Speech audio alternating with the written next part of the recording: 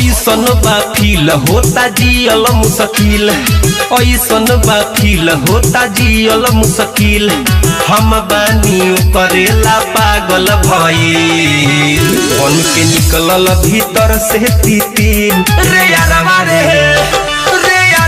एगो लइकी ला उड़ल बातिल बन के निकलल भीतर से तितिल रे यारवा एगो लइकी ला उड़ल बातिल।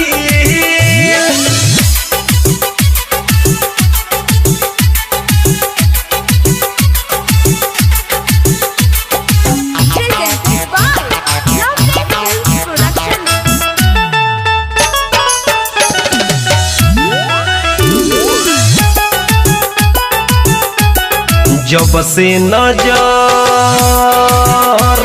नजरिए से लड़ल हो तब से बेचैनी दिलवा के बढ़ल हो जब से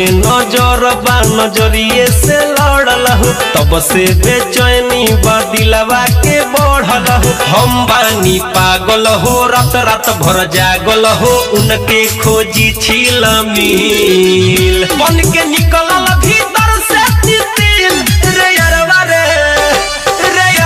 एगो लइकी ला उड़ल बातिल बन के निकलल भीतर से तितिल रे यारवा एगो लइकी ला उड़ल बातिल।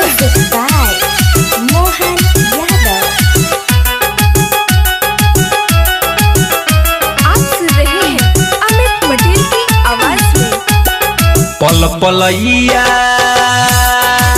दो करे खालिया बता ओकरा सिवा कुछ नहीं भावता रे पल पलैया खाली ओकरे सतावता ओकरा सिवा कुछ नहीं भावता नैना लड़ैल सरे चैना चुरैल सरे गलिया पर के ओकरा तिल बन के निकलल भीतर से तितिल रे यारवा